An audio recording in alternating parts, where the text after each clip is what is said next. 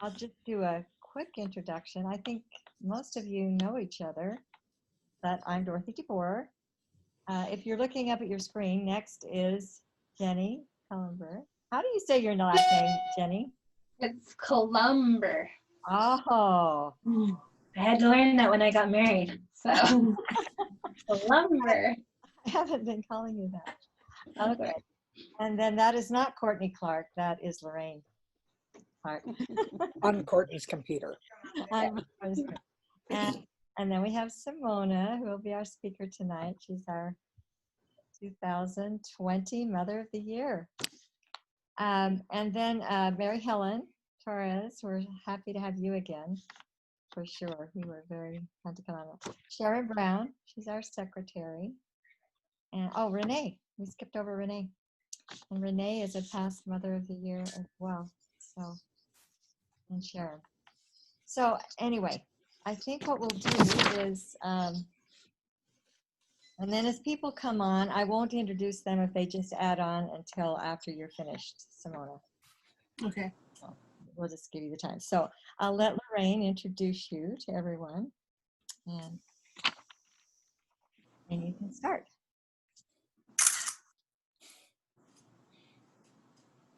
Did you hear that, Lorraine? Yeah, just a second. Court. When you're 74 years old, you're not too tech savvy. It's saying that you're You're meeting. good at everything else. All right, I'm ready. Okay. We're having you introduce Simona. Oh, I guess you already welcomed everyone. Okay, so before I introduce Simona, there's a couple of things I want to say. One is thank you for being here. Thank you for being part of American Mothers. This is the ACE team, and Darcy just joined us. So I'm really, and Susan knows too. I am really happy to work with all of you, and I think you guys know that.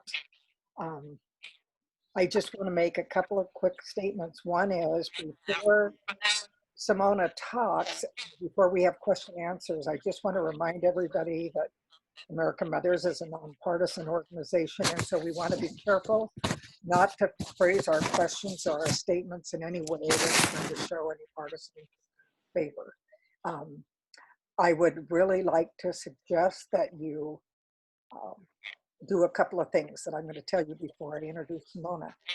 She has been a public figure when it comes to politics this year and the importance of women voting. And I don't know if you guys know that this is the 100th year that women have been able to vote. So I think it's a very significant year. I think we are all very invested in doing our part. I love that Simona is pushing forward to get leadership in there that believes in the family values and the value of our children. So she does have, if you just go under her name and put in Simona Grace, American Mothers, you'll see quite a few articles, and they're very interesting. They may be partisan, but we each would have our own side if we were as published as she is. But just encourage you to read because it's her story, and it's a lot about the organization and the importance for women to get involved in the political sphere. So that being said, I have been very blessed to be able to go out and meet with all of the nominees that have been nominated for the last 5 years for both Mother of the Year and Mother of Achievement. And so that puts me in a kind of a unique situation in that I probably know most of these women better than you know each other. My goal for American Mothers is that we might all gain that relationship and friendship with each other. And with the opportunity that we have to Zoom and meet together virtually, that can happen. And so I think by the time we finish listening to Simona tonight, we may have a much better feel for how we might go about bonding better as an organization and the women and mothers that are represented in this organization. Many of you know that Simona is from Hungary. She came here, I don't know, was it 16 or 17 years old? Simona, 18. 18, okay. Simona experienced being in Hungary when the wall of Berlin was taken down and that communism left that country. And she shared with me at the breakfast that we had many stories about what that was like and what happened. So I'd like to just preface that she has an experience that we have never had. She believes in democracy. She believes in what it stands for, to believe in our country and to believe in our leaders. So I think it's wonderful to have that opportunity and to hear someone who maybe has a very different perspective than we may have, or a different understanding. So Simona has a 11-year-old son, Luke, who we've seen come in and out of our Zoom meetings a little bit. I can tell you that she is enamored to that young man, and he too.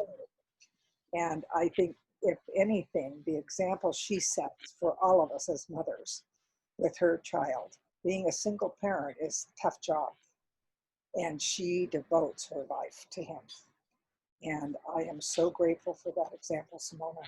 And I hope that we can all experience that and share that with you tonight.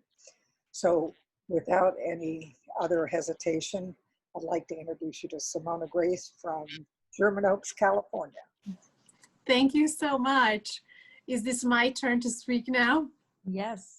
Yes. That was such a lovely introduction. Thank you so much, Lorraine. I really appreciate you and all of you being here today. And I know that Dorothy asked me to talk about the propositions on the ballot, but I decided not to do a presentation or like a deep dive into what all of those mean, because it's kind of impossible to go through them without and explaining them to you without leaning one way or the other.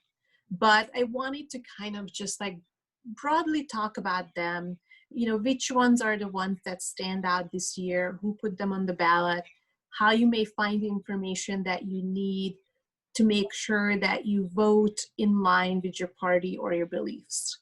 So, and then I would love to just have an open conversation about, motherhood and policies for families and women that I'm fighting for, and share our experiences and anything that you like to know about me. So I thought that I'm going to do it this way. And then if you'd like to email me after this meeting, I would be happy to share my thoughts with you on how I feel exactly. I will share a little bit about my thoughts about some of the propositions. So the big ones are like Prop 22 is the big one, right? That everybody talks about.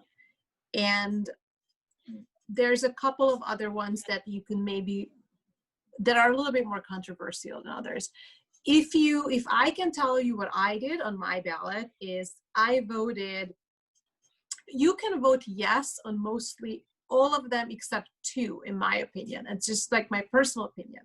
So I voted no on 20 and 22. And then there's another ballot measure about stem cell research, which I think this is an important, interesting one that I can tell you about because it doesn't lean one way or the other. So there is, I forgot which one it is, but you'll know which one once you look at your ballot. It's about funding stem cell research in California. And I think any type of medical research is always good. It's good to fund it. And it's $5 billion that they're asking California voters to decide whether $5 billion could go to continue this program. So, and you could vote yes on this. I think it's a good thing to do. But if you look at what's happening in our state today and what has happened with some federal laws and regulations about stem cell research grants, you may decide to vote no on it. So I personally voted no on this one because originally when they decided to fund this program in 2004, there were no federal grants available to to fund stem cell research. They are available now, right? So California organizations could actually go to the federal government to get these funds. And so that's no longer in place. That's one of the big reasons why they needed to fund this program back then when it was originally established, but now they have run out of funds and they're asking for more funds. And then the other reason I voted no, it's because California is facing a $54 billion budget shortfall. And a lot of that will be affecting our schools. It will be affecting our communities. And I decided to vote no on it because I would rather have those $5 billion go toward our public education. But if you vote yes on it, I think it's a good thing to always fund research, right? But these were just some of my personal thoughts. And then Prop 22 is, I think, the biggest controversy right now in California. It's about whether you want to classify gig workers as independent contractors or actual employees. And this, it's AB 5, which was a legislation that was already put in place by the California government. And it has not been well received by some businesses. So that Proposition 22 is actually paid for by Uber and Lyft, and a lot of these ride-sharing companies. They spent over $100 million to put this in the ballot. So whether you vote yes or no on it, I just wanted you to know how this measure got on the ballot. So there's a lot of money from big corporations that went into putting that on the ballot. So those were, the two that I wanted to mention to you. A lot of them have to do with property taxes. Some of them should 18-year-olds who turn 18 after the primary be able to vote in March. So, a lot of them are interesting. I think you could go either way, but those would be the ones that I would look into. And some of the places where I get my information from is, I actually, for this one, I looked at the LA Times endorsements. I think it's really well done and easy to understand. I think the biggest problem with ballot measures, and it's, even though I work in politics, this is also something difficult for me, is to understand how it's exactly worded, especially if you're going to vote in person and you have to kind of rush to do this. So do some research before you do it, because I think they use sometimes deceptive language, the way some of these ballots are worded. So I get my information, I got for this one in particular, I found the LA Times endorsements to be really insightful. And the other issue, I think, with voting on this ballot is, we have a lot of information about presidential candidates. We may also have a lot of information about congressional candidates, but you'll see a lot of names for school board or judges and other offices that you may not know about. So there's a website called Ballotopedia. And if you go on that website and you put in the candidates' names, you can actually read a little bit of a bio and see, some of the voting records or percentages before, if they had a primary. So, these would be my suggestions about the props this year. Some of them are big. Some of them I think are not that big of a deal, but these are a couple that I wanted, you to look into more about, to make sure that you vote in line with your beliefs. And, when it comes to voting this year, I ended up just filling out my ballot at home and dropping it off at one of the collection boxes that was in my neighborhood. And I find it really easy. I always, when I'm stood in line to vote, because it's such a ceremonious occasion for me, because I was born in a country where voting was not your right by birth. We did not have free elections. So I always love voting, because to me it is such a meaningful experience, and I love standing in line to vote. I'm probably the only one, but it just means so much to me that I'm able to do it, that I actually like enjoy every minute of standing there. So this year what was the place that tells about candidates? Ballotopedia. So it's ballot, like your ballot, and then opedia, like encyclopedia. So that website has a lot of information about all kinds of candidates.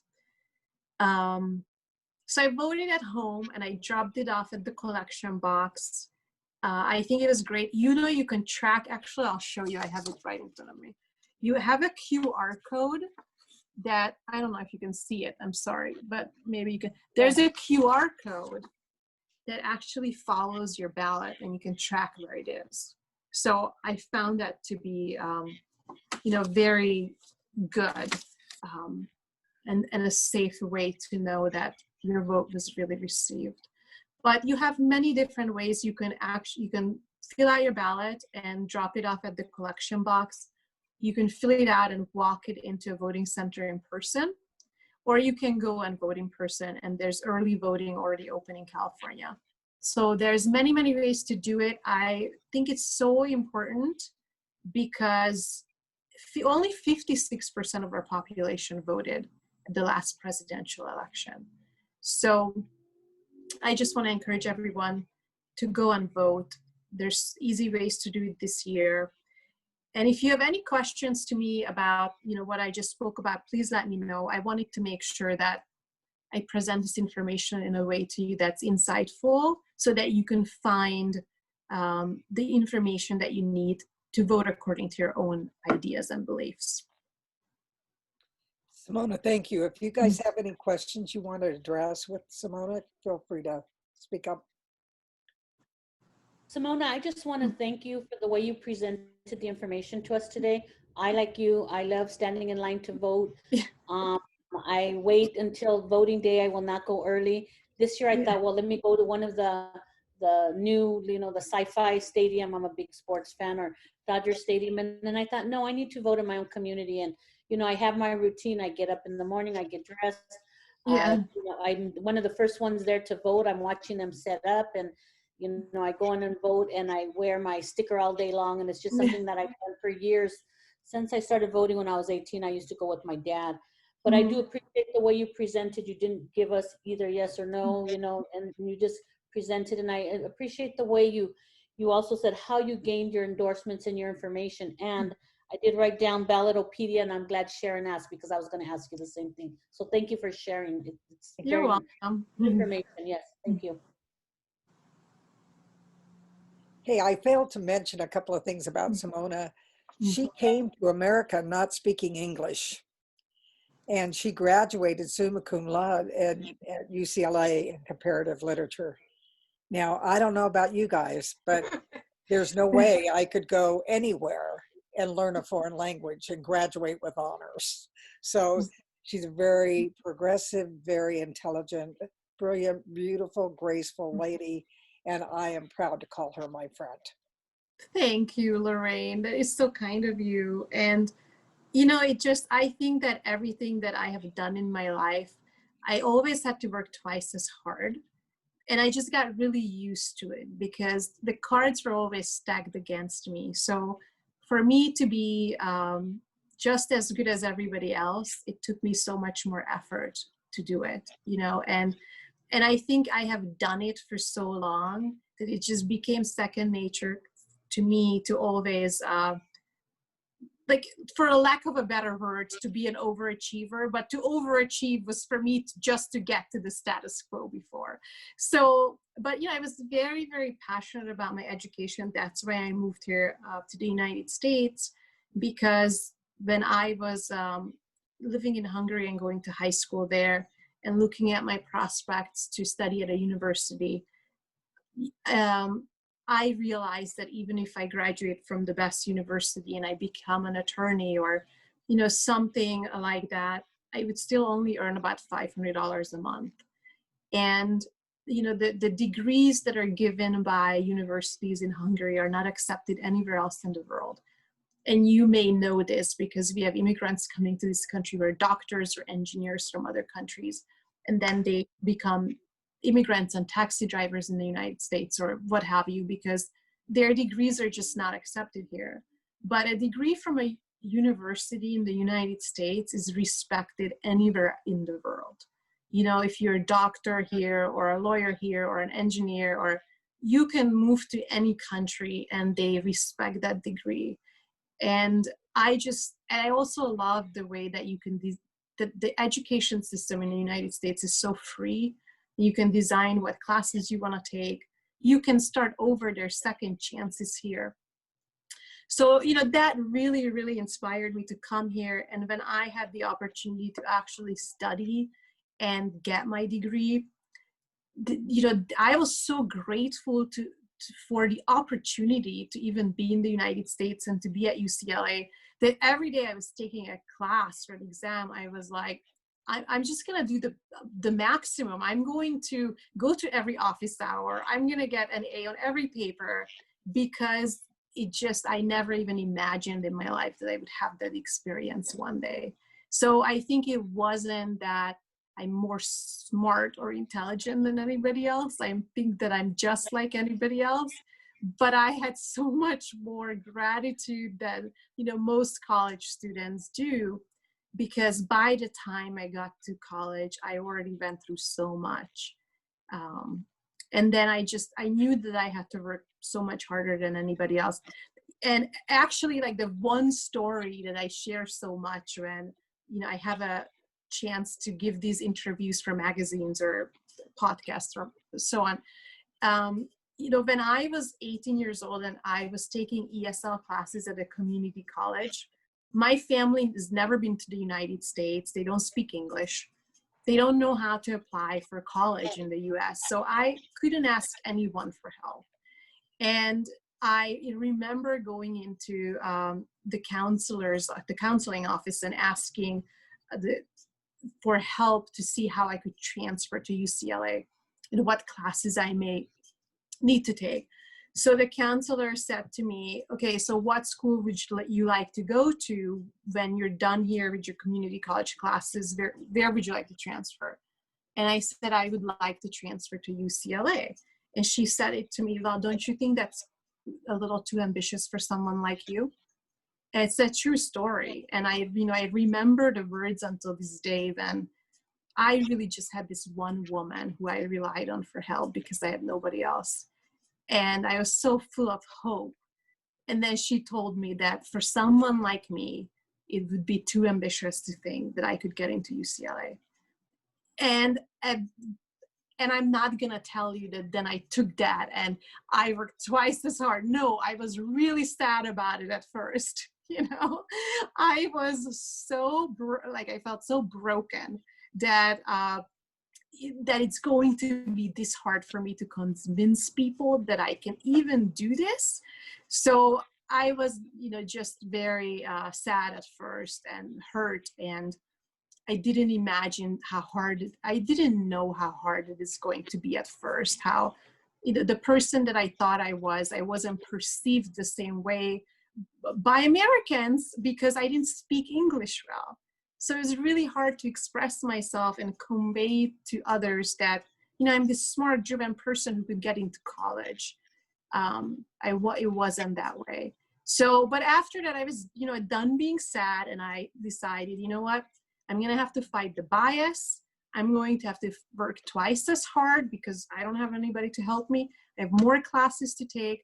But if it's going to take me to work twice as hard, I will work twice as hard. And I did get into UCLA, and I did graduate with a perfect GPA. So, it just means a lot to me because, that's what this country represents to me, that you could be anyone. And if you work really hard, you can achieve your dreams. And sometimes it's harder than what it should be. But my education just meant so much to me. I thought I'd share this with you since Lorraine brought it up. Simona, I have a question. How have you been able to kind of pass that legacy on to Luke or Lucas? Not well. Not well. Well, and this year, everything's so strange. How are you doing school with him this year? So I think that I do get to You know, my son is really, really sweet, and he's the only child. It's most of the time it's just me and him. So we have a very close relationship. But I do tend to be this like immigrant Eastern European mother sometimes who says, "You don't want to do your homework? Do you know what's going to happen to you in life?" So he always makes fun of me because I tend to be a little bit more strict sometimes than I should be. And I think I'm working on that and making sure that I nurture his gifts. And, you know, he doesn't have this sense of like urgency that I had, that if I don't work hard, God knows what's going to happen to me. My son is, I think, growing up with a little bit more comfort. And he tells me, the first thing he tells me is like, "Mom, I am an American." so, so he definitely has a very strong sense of confidence. He thinks he's American. He thinks I shouldn't be this like, you know, very strict immigrant mom. As far as how we have done this year, you know, I'm very, very fortunate that my life wasn't affected in a negative way like so many working moms have experienced who lost their jobs. That, you know, my heart goes out to them, or our nurses and our doctors, or our grocery store workers who cannot stay home with their children. So my life has always been set up in a way that I work from home, and we were not affected as far as, you know, layoffs goes, or I'm able to stay home. I'm not able to work as much as I did before, and I'm not able to be as hands-on with him as I would like to be. You know, some days he just falls behind with his schoolwork because I'm on calls for 3 hours. Sometimes I don't start work till 10 o'clock in the morning or 2 o'clock in the afternoon because I work with my son in the morning. So thankfully I have that flexibility that somehow it gets done. But, you know, I am not as productive as I would be before the pandemic, or my son doesn't have the strict schedule or even a schedule that he used to have before. But I think what I have learned or realized is, you know, this is also really hard on them. I think that we can commiserate, and we can, as adults or as women and moms, and talk about how hard is it, or the burden that we carry, or how impossible it is. But they feel the same way. I think they feel really isolated. They miss their friends. They are scared, but they don't have a way of really expressing it, and it shows in other ways. And my son was having a really difficult time, I think by June, when I realized that, you know, this is really hard on him. I'm noticing changes in his behavior. So thankfully I was able to get him into tennis, and he learned tennis over the summer. And that really changed so much for him, like getting that physical activity and getting like a sense of accomplishment. So he has a tennis teacher that he goes and like plays tennis with twice a week. But now I go with him sometimes too, and I just throw the balls for him. And he's so excited to show me.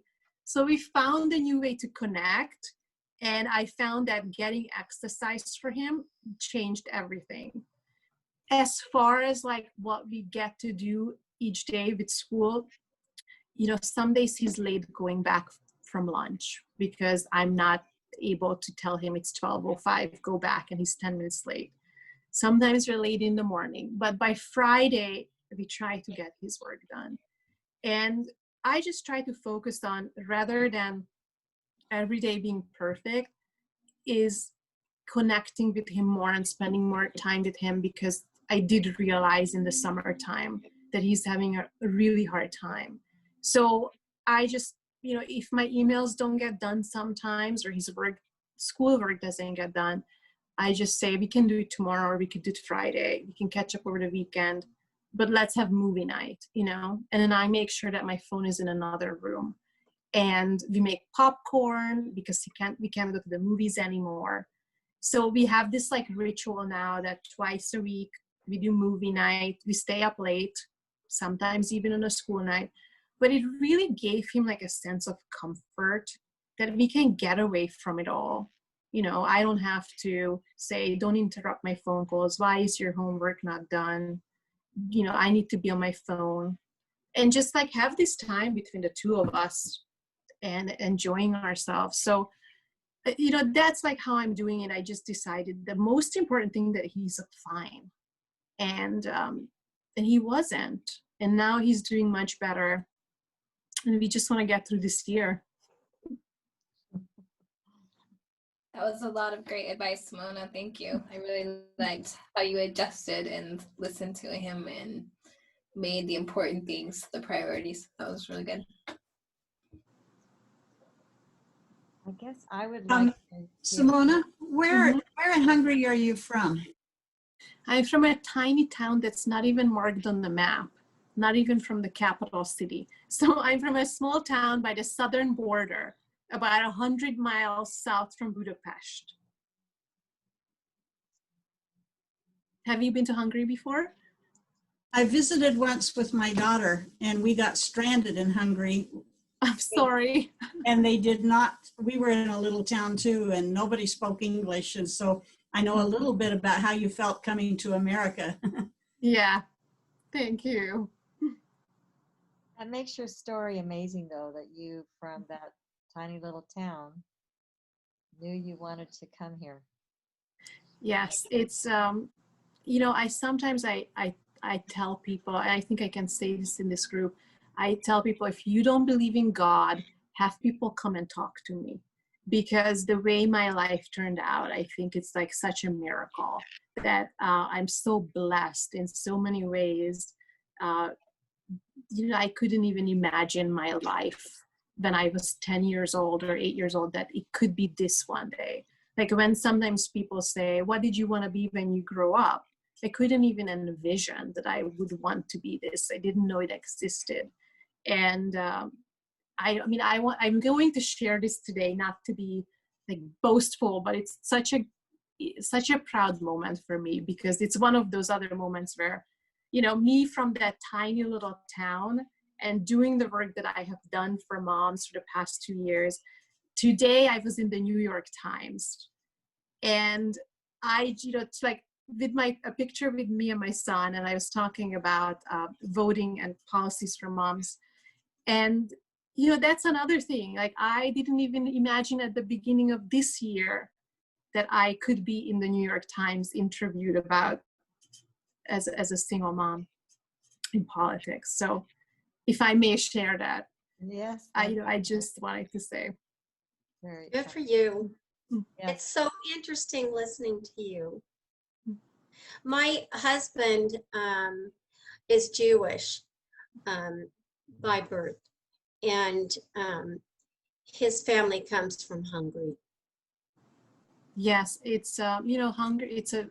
The Jewish population has a very sad history with Yeah. all of Eastern Europe, but especially with Hungary, Yes. because the Jewish population was almost decimated during the war. And I actually I have many friends here who are Jewish, and I have one family especially who's very close to me, who they escaped.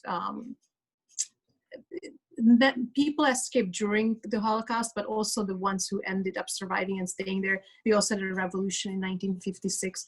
So this family I'm really close to. So she's my American Jewish mom. I call her my Jewish mother. But yes, it's really sad. So I'm very familiar with how difficult it was for Hungarian Jews. And even now, when you go back, it's really sad that you don't see much of the population there. Some of the synagogues, I think, are getting more revived. And there's some famous Jewish families like the Lauder family. Estee Lauder's family is Hungarian. So they have been going back to Hungary and actually building some, like restoring some of the synagogues and establishing some schools.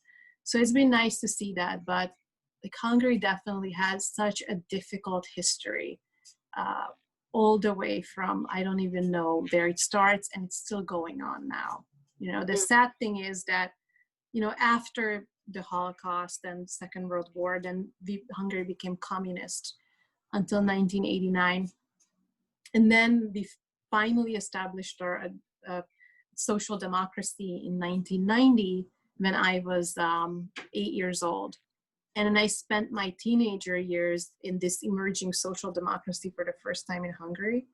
And the way I like describe my life, how I lived, during communism was, I'm sorry, I have to plug in my, I'm gonna just move for a second because my battery is almost out. So I'm just gonna plug it.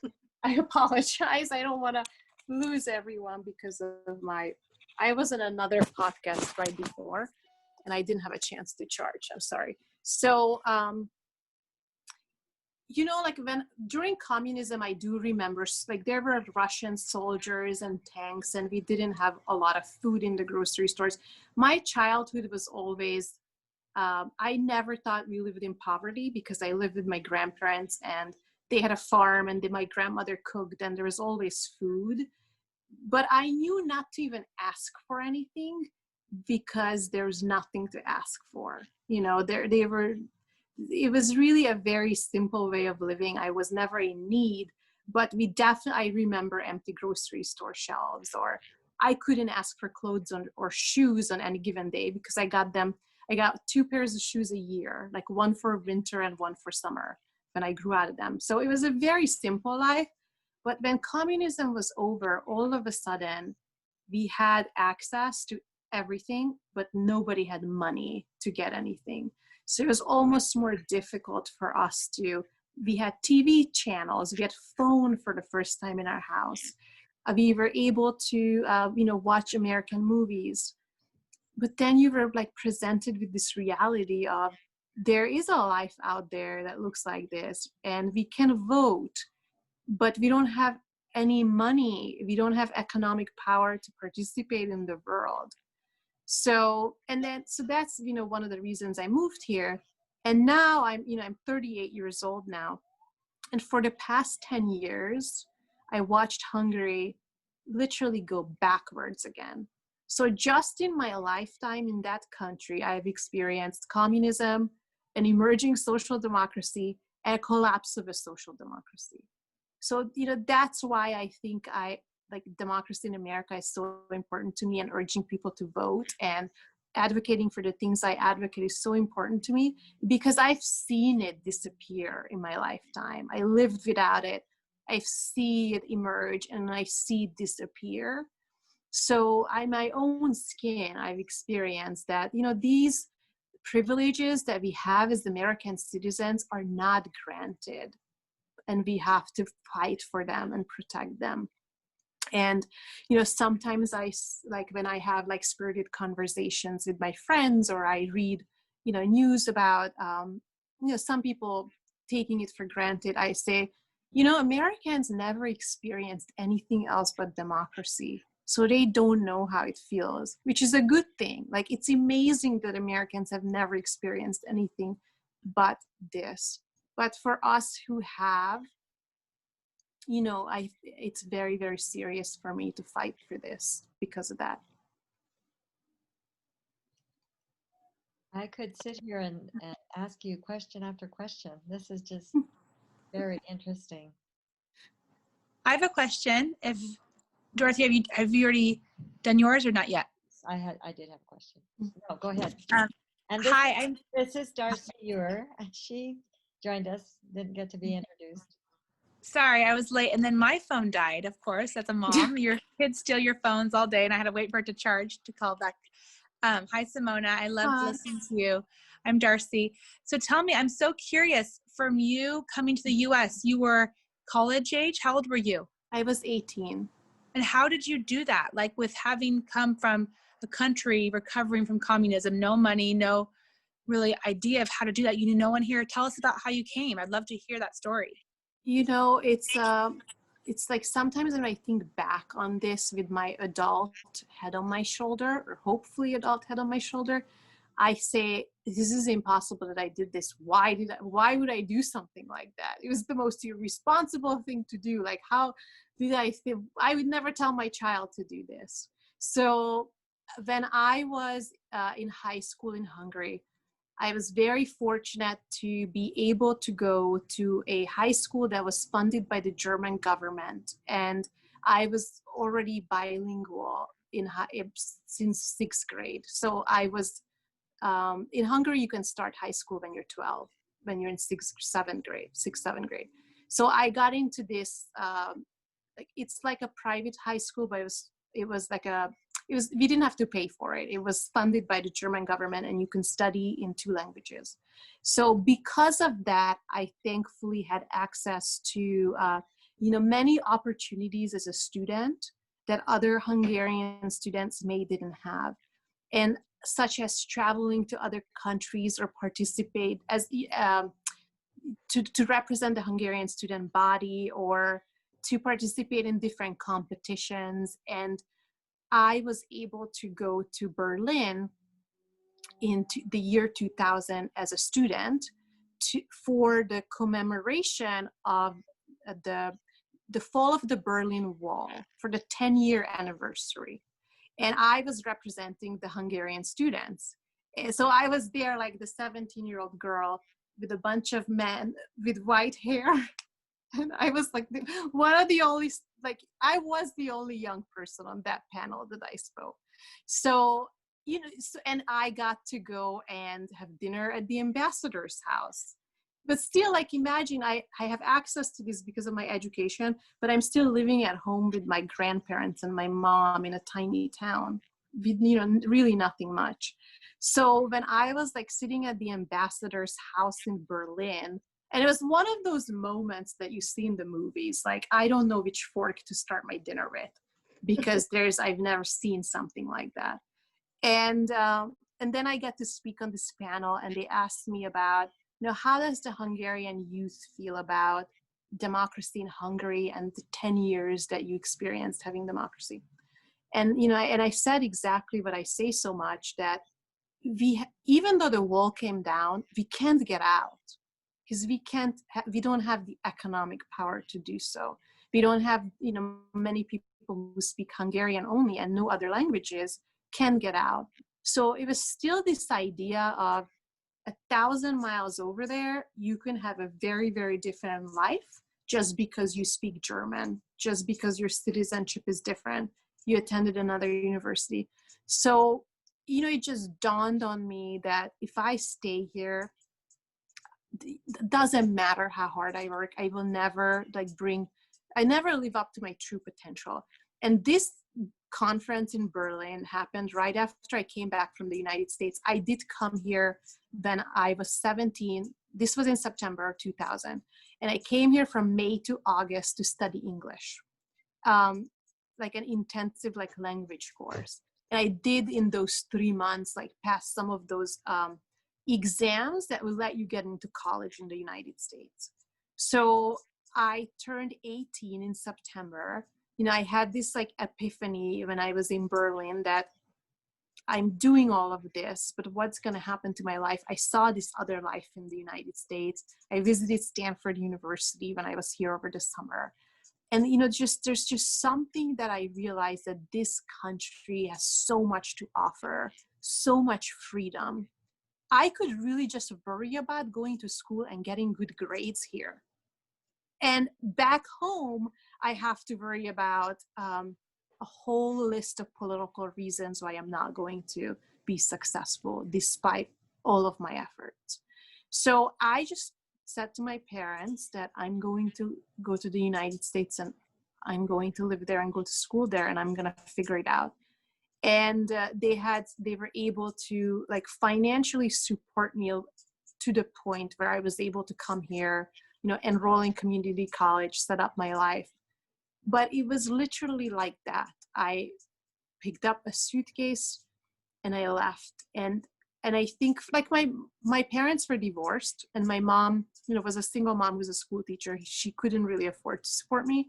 But my dad at the time, who was in and out of my life, but who was more successful, was willing to financially support me going over here and setting up a life for myself. And I think the sad thing for my parents was that they knew that the best thing that they can give me is to let me go, because they really believed in my potential and what I could do. And they knew that the country and what they can offer me is never going to be good enough. So it's this, this kind of a heartbreaking story, that if you want to do the best thing for your child, sometimes it's to let them go. So that's how it happened. And honestly, it wasn't an easy road. I think when I speak about my life, especially like in interviews, they take the cliff notes of she came here, she didn't speak English, then she graduated with a perfect GPA. But in between, there were many, many challenges, such as I lost my immigration status for 4 years, and I had to drop out of school and live undocumented. I mean, there were many, many challenges that would be like another Zoom call to talk about, you know? But eventually, I mean, honestly, it was just like, faith that I just had to keep going and believing that I made the right decision. And I really didn't have anything better to go back home to, even struggling in the United States was a better option and hoping that there will be a better outcome was a better alternative than what I would have faced back home. Do you have other siblings? Yes, I do have a sister and a half sister, and they are both in Hungary.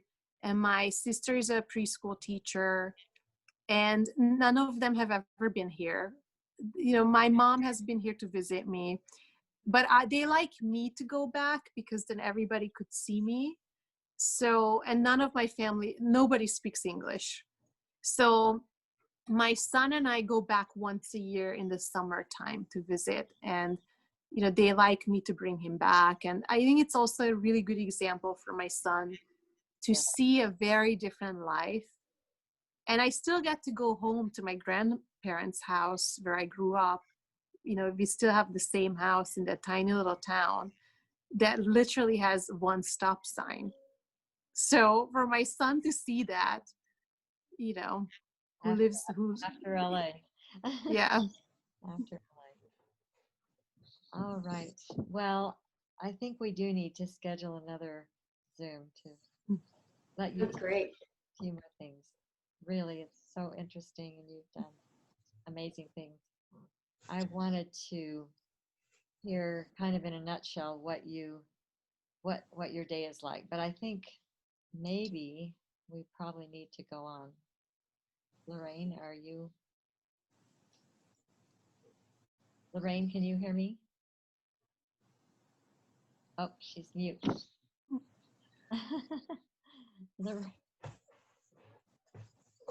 Did anyone else have any other questions before? This has really been nice. I don't know how to unmute Lorraine, and she doesn't know how to unmute herself, I don't think. Oh, she's on Courtney. There we are. I'm unmuted. Oh, good. Sorry, Lorraine. Sorry. Trying to get you back on. I'm not that bad. We're getting better at technology. Yes. Well, she told me what to do and I forgot. You gotta credit it to chemo brain. It just doesn't work. So, but thank you, Simona. I think this has been really enlightening for all of us to get to know you better. Dorothy, we've had a couple of people join, so you might want to just Introduce them. Yes. Oh, it looks like, well, we have Dr. and Reverend Renee Wingate Sims. We welcome her. She's one of our nominees for Mother of the Year for this coming year. So we welcome her. She's from Oakland, right? Right. Hi, everyone. Yes. Hi. And What was your last name? Sims. we will have a chance to get to know you better too. That'll be great. Darcy came on. She was a past Mother of the Year, and so it's really fun. She's been very busy. She has 7 children. She's down now to 4 in the house. Some are away at school. So she was very busy during this time when they were all home. I think that Susan may be off now. Our last year Mother of the Year, Susan Tatsui Darcy, was on earlier. Yeah, that's it. She had to go, I think. Okay, so I'm going to turn the time over to to Jenny. Jenny is our vice president over communications, and we appreciate her setting this up for us and keeping us going. The newsletter that you received and the communications have been from her, and we appreciate her very much. Thank you, Dorothy. I just wanted to take a minute or two and kind of let everybody talk. It was so fun to hear from Simona, but I think it's fun to kind of connect with everyone. And I know that every person on the Zoom call probably has hard things happening from COVID, but what I would like to hear is what things have changed for the better because of COVID, and what you have noticed or what tips you have idea for how to connect well with family kind of during this interesting time. So if you can think about that for a second, I'll share one while you guys are thinking about it, and we'll just take maybe 5 or 10 minutes and do that.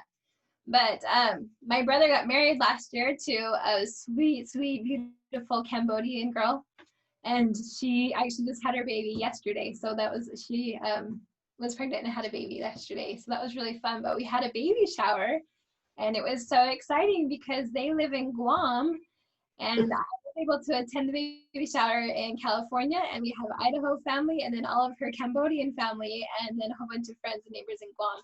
And I thought that was so neat to be able to, we would never have thought to do a virtual baby shower with people in 3 different countries and areas before COVID. So I thought that was kind of a really fun and interesting benefit, I guess, to having to adjust as we've kind of made our way through the COVID disease. But I'd love to hear from all of you. What has gone well? Sharon, go ahead. We had a family reunion scheduled this summer that we had to cancel. So instead we've started doing we did a Zoom meeting where we all met, and we enjoyed it so much that we have it now every month. Oh. And so we're actually getting closer together than we did before. Isn't that interesting? That's great. That is great. What else? What else have you guys noticed that has been a benefit? I'll share. So I had my kids in different places in the world during the beginning of COVID. My daughter was in study abroad in Israel. My son was on a mission for our church, and they all came home, and we hadn't been home for 3 years together. So we got to be all together, all 7 kids, for a few months. That was really fun. And I took advantage that I'm the only one that can make me happy. I think I used to rely on a lot of things, my kids being at school or, having this time, but I was never going to have that again because I was going to be with them all the time. So we had silly name. We called it Forced Family Fun. Mm-hmm. And they would come and we'd go hiking like every day or every other day to something outside.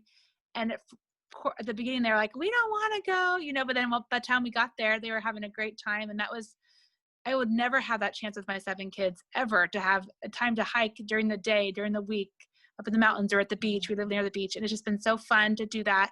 Now they're all back at college, but that'll be something I'll never forget. Just time to not have anything but each other and just rely on each other for happiness and entertainment, I love that. What ages are your kids, Darcy? Let's see. They are, the oldest is 22 and the youngest is 7. So they go 7, 9, 12, 16. There's my 7-year-old. 18, 20, and 22. We have very similar families. I'll have to text you sometime. Oh, fun. That's awesome. Real close to that. That was a great suggestion and idea. I love that. Yeah, forced family fun, because they all say no. They all say no, just so you know. I actually like it. I can imagine. With teenagers, we're like, no. But get them in the car, and then you always come home happy. Good. Rene, did you have a thought that you were going to share? Yeah, similar. That hiking and getting outside with the boys. Our boys are 12, 13, and 14. And so getting out with them has been really good, really, really good for us, and energy shifting. And also going to the drive-in movie. Like, we didn't think about doing that earlier before COVID, but we found a drive-in movie theater not far from the house. And so, we're just excited to do those kinds of things and thinking more of, okay, what did I do in my childhood? What did my husband, what did we do in our childhoods that we can share with our boys more concretely, because really that's all we have now is those kinds of old school things to do together. So that's where our thinking has gone. That's wonderful. That's a lot. Like so much of it saying that physical activity with a bunch of boys was just a good thought. Yeah. Am I frozen, you guys? Oh, back a little garbled, but Came back, back. and we heard you. No, that's great. Oh, Well, good. yeah, you're back. Well, I had two little granddaughters that asked if I would teach them French. And they are 10. And it has been the most fun thing. They're in North Carolina. And we never would have done this in any other situation. But, and we're doing less time now, but we still get together once a week. And it has helped me get to know them and just laugh and have fun. And they really, they really do want to learn to speak French. And so they're into it, and they enjoy coming to class, but we talk about a lot of other things too. So that was a very positive thing for me. Now I'm trying to figure out other ways to relate to the other grandkids that I don't get to see very often. That is a great idea. Really fun. Dorothy, I know what you can do. Yes. My mom did cooking classes with my kids over the phone, over Zoom, just making dumb stuff. It wasn't even fancy stuff, but my kids loved it. Like she would just make cakes with them. Like, okay, go get your flour. I mean, it was really simple. Just seeing grandma, they all wear their little aprons. It was the cutest thing. My mom did that with my girls. So across the miles, you can cook together. That's a great idea. Did she send them aprons? You know what? We had them from one Christmas, but you can send them aprons and even send them like a box mix and say, we're going to bake cakes on Tuesday at 3:00 or something. But we would do a group Zoom call. My parents have 1 million kids and lots of grandkids, and we all did it together, and it was so fun. Oh, so every family did it. Yeah, so there was like 30-something grandchildren on that call on the group Zooms, and it was really fun. I like that. Sounds like chaos.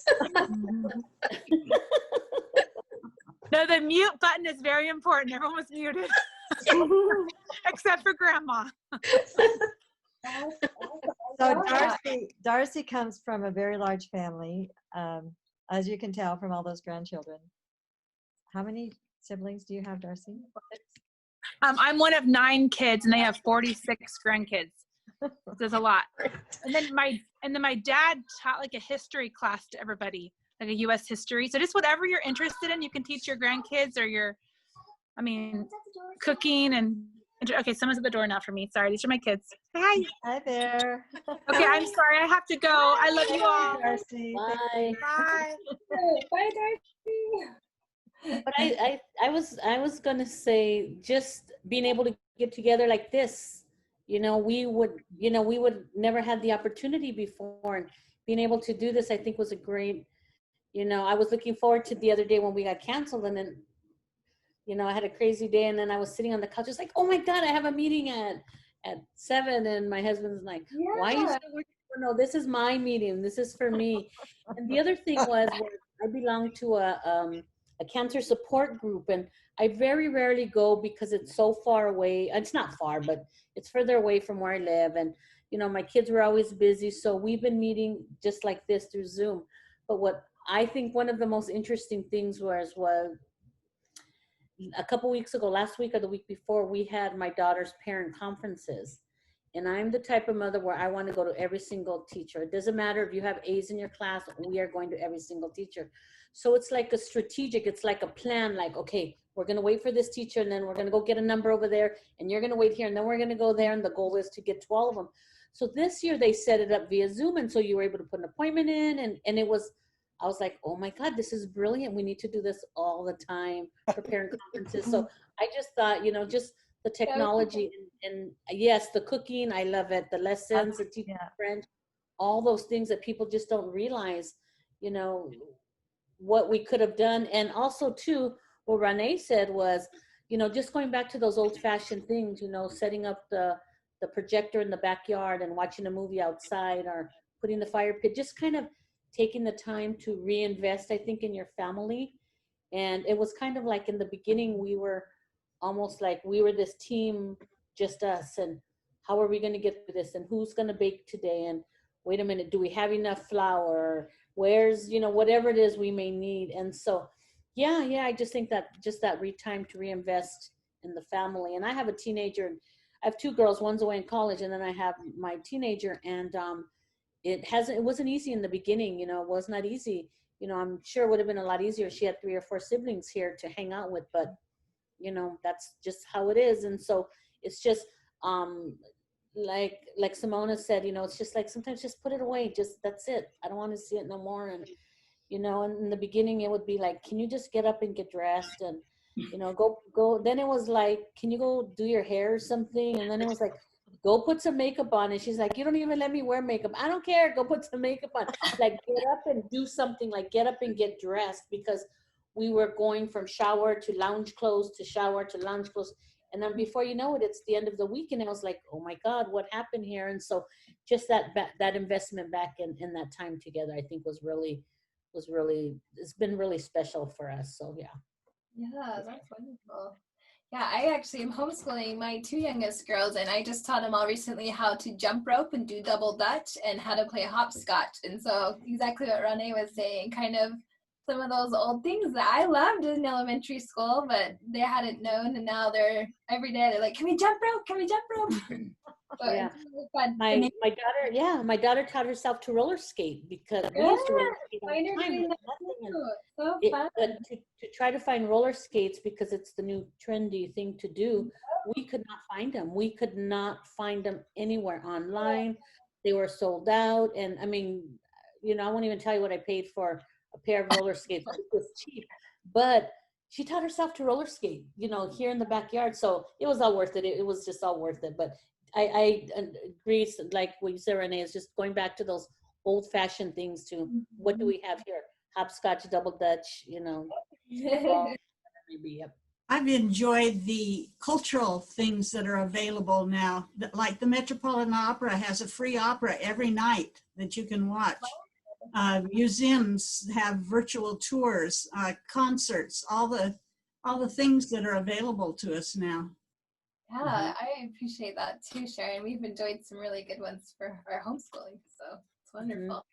And Sharon is smiling. She had a huge flood in her house and has had to completely redo the kitchen. Oh, So she's not even complaining about that. She's telling me to watch the opera. Wonderful.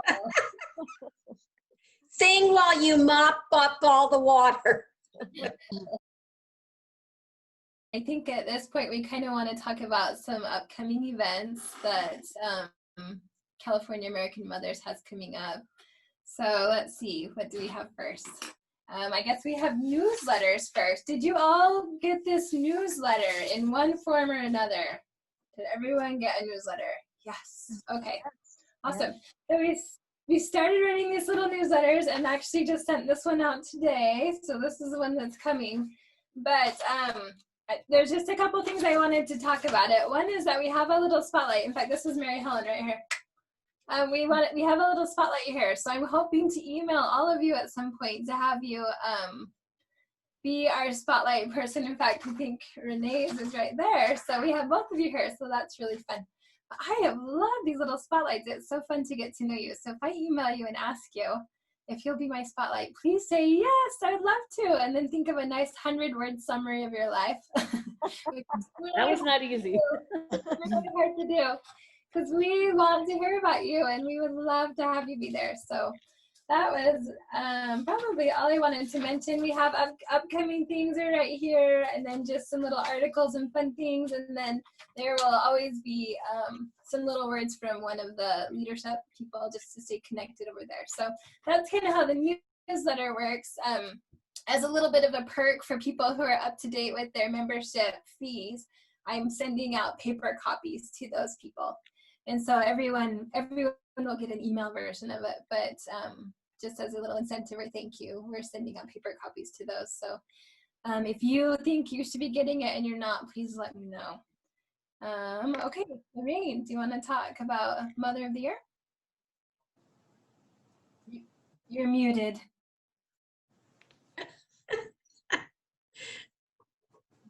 All right, I'm there. All of the nominations are in and the portfolios are being done. They're due by the 15th of November, and then we'll go into a selection process.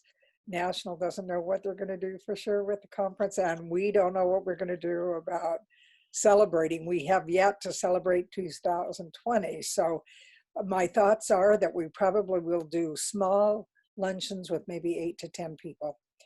And it'll be personable, it'll be fun like this, we'll get to know each other better, but we've got to get some direction as to what we can do. So that's Mother of the Year, and I'm going to go ahead and skip down for just a second, Jenny, since I have my mute off. Fourth grade essay is taking place. There's a lot of promotion on the internet, or there's enough promotion on the internet. But as a committee here in California, we have decided that we are going to really try to reach out to people in our communities, the people that we know, the teachers, the friends that we have that have fourth grade students, and encourage them to participate. Karen is going to her school district. Tina, who's on the committee, has an entire family with COVID. So we're not doing a whole lot other than working to get people to reach out and talk to fifth grade teachers and encourage their parents to encourage their kids to write. It'd be a great at-home activity.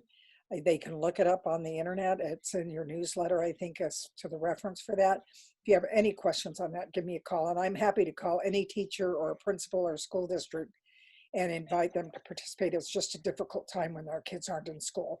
So hopefully, hopefully we'll have more than one person writing.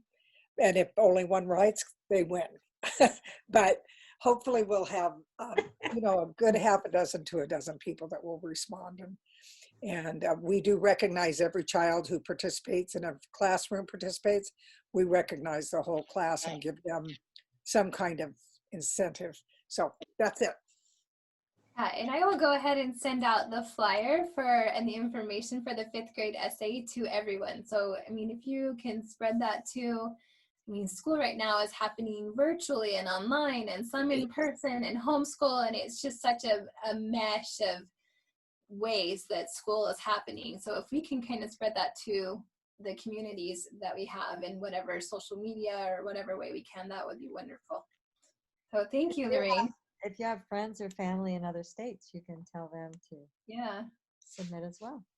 Yeah, it's a national competition, so anyone anywhere can do it. Yep.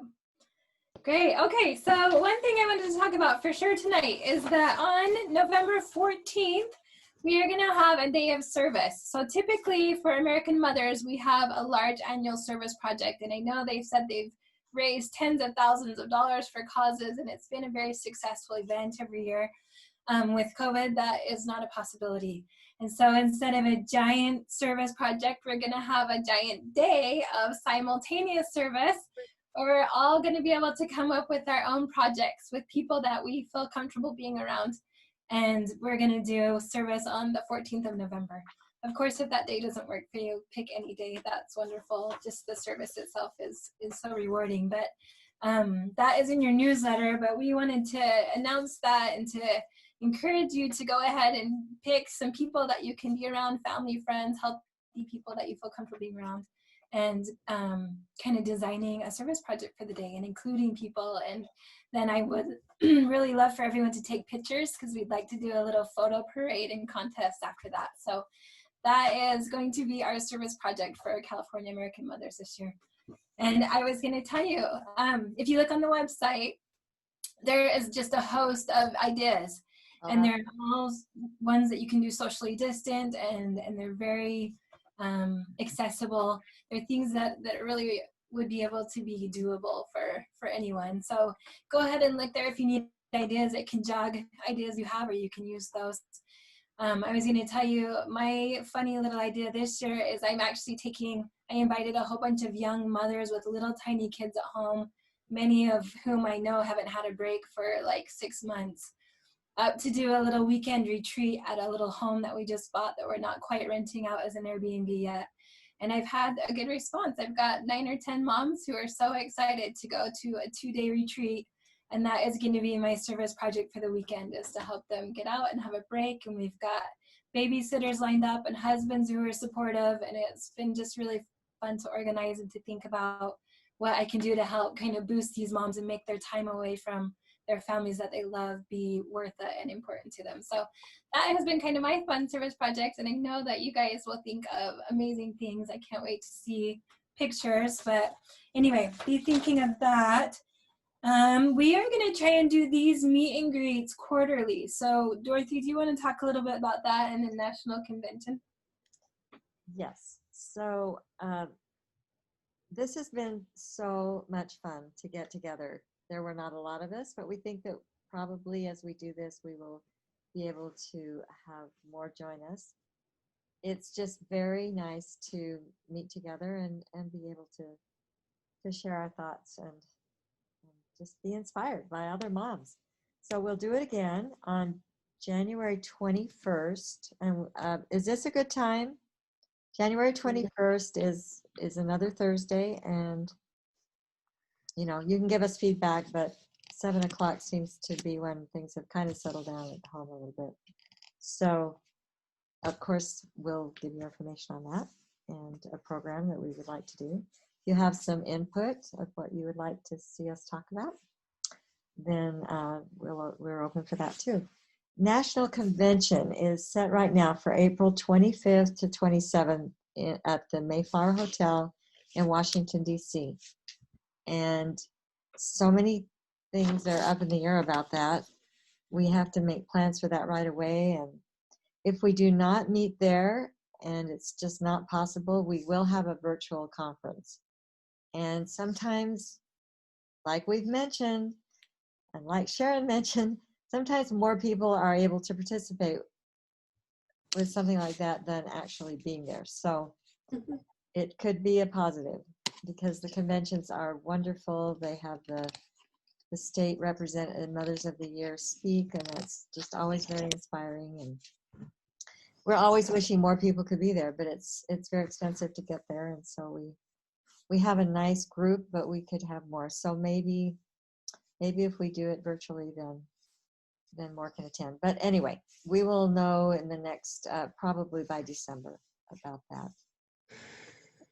Hopefully one day soon, we'll just be able to plan on every year. It's been, I don't think there's more than maybe 1 or 2 years, this year being one of them, but they haven't had that convention.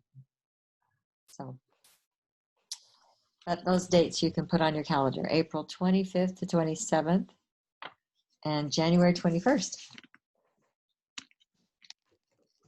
Okay, I think that is all that we had on our agenda tonight. Does anyone else have anything they want to say or announce or add to the group? Susan left a little note. She said, "Fascinating story, Simona. Thanks for sharing your history and your thoughts about this upcoming election. I appreciate you."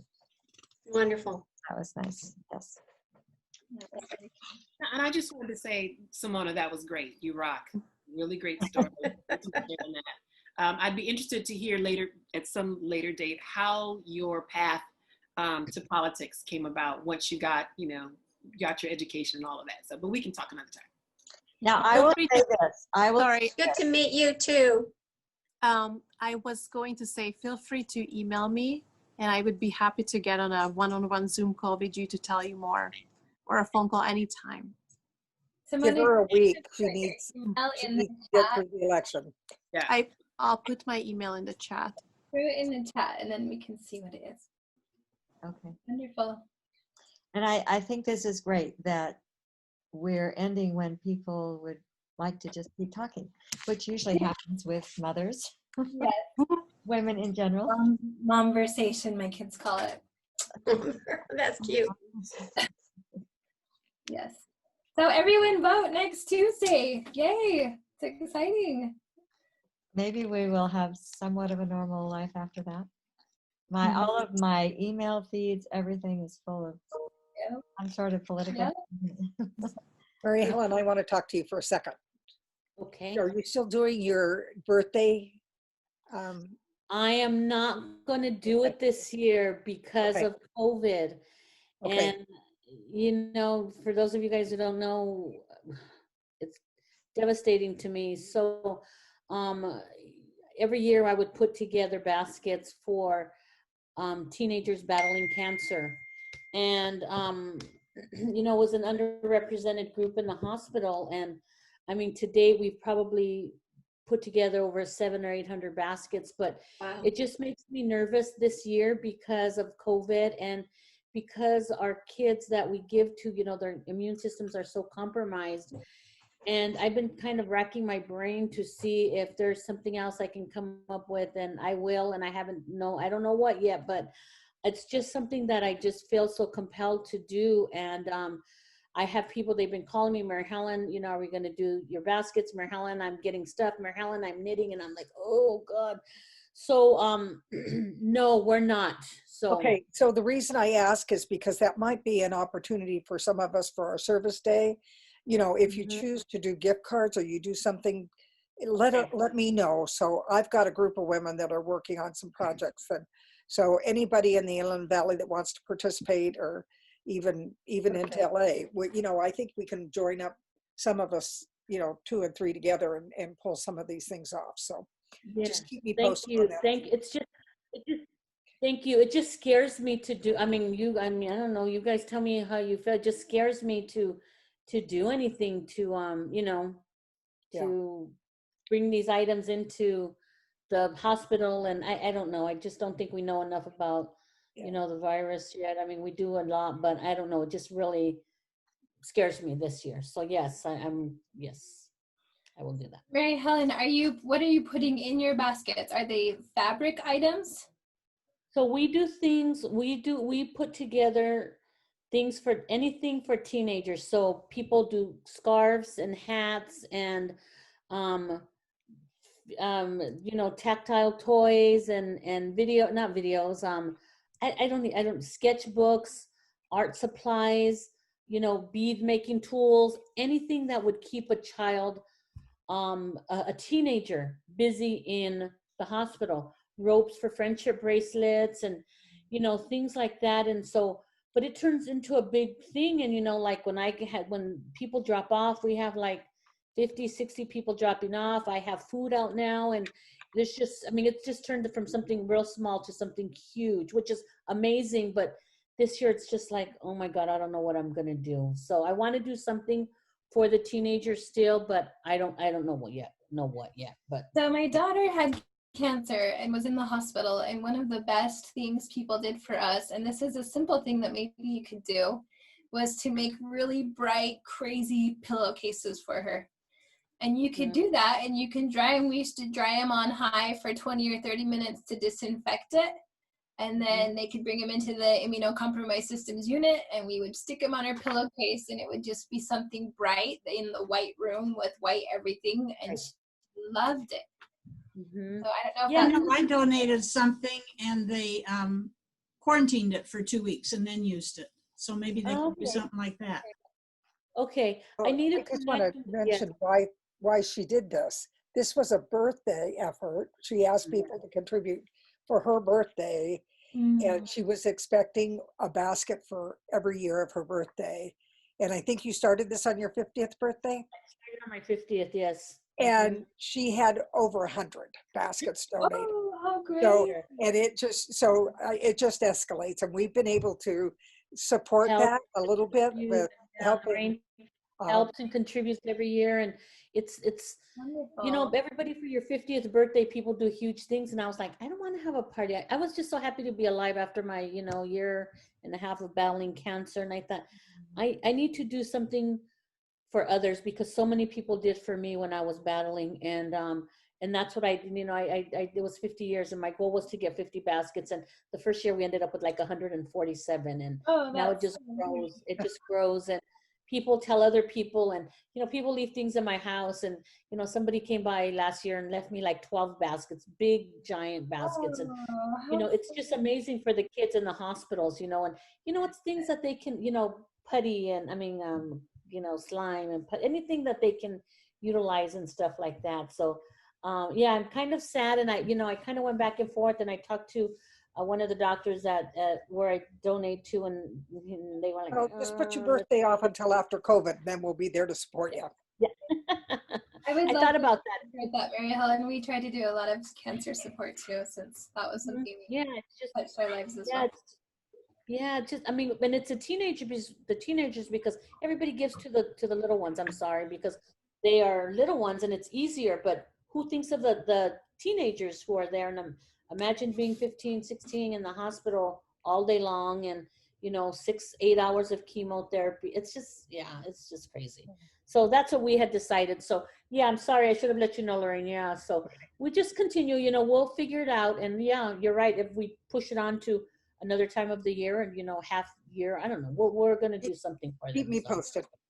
I will keep you posted. Thank you, forget- All Lorraine. of us. I forget Yes, how thank you. Lorraine and Mary Helen got together. How did Pardon we me? get together? How did you connect was it over this basket? No, it was over. She was our Mother of Achievement in what year, Mary Helen? It was 2017. Yeah, Right. Was it a while 2000? back.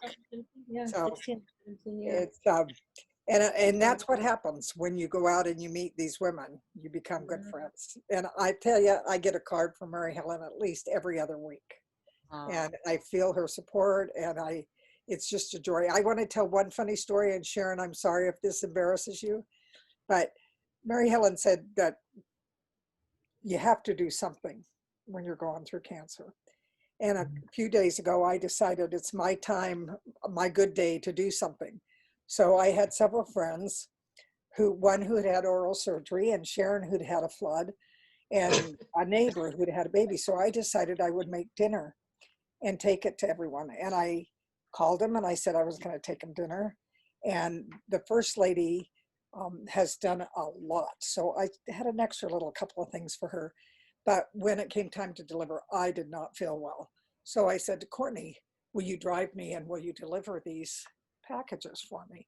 So we went to the first house, and I said, okay, if you'll take that in. And she came back out and said they weren't home, so I just left it on the porch. So then the husband walks out. He heard the doorbell. He came out and he waved, and we went off to Sharon's house. And I turned around in the back seat to, put her food together, and it was gone. And Courtney had delivered everything to the first one. And I'd already called Sharon and said, I'm on my way. So we quickly decided that she was due a California fish grill dinner, and we went and ordered it and picked it up, and I took it to her. But I thought, I just was not very attentive. So I need to box them separately. Well, you've taught your family to go the extra mile. That's what's important. That's what matters, yeah. The first family was probably very, very appreciative. Right. She probably would have liked that better than what she would have gotten from me. So But we enjoyed the you dinner. guys, love you all. Thank you for Thank being you. here and being part Yes, of American thank you. Mothers. And thank you so much for doing this. Really, thank you for putting this together. I really. Nice to meet you, Ronnie. Is that how you say it? Yes, Renee. Great to meet Renee. you. Good to meet Yeah, you. we're going to get mixed up between our names. Yeah. Anyway, it's great to see you and have you a part of us. Thank you. Welcome. Thanks for having me. Yeah. Get your portfolio in. Yes, Yes, I will. yes, do that. All right, you guys, I'm cutting out. Okay. You bye. too. Take Good care. night, everybody. Bye. Good night. Thank you.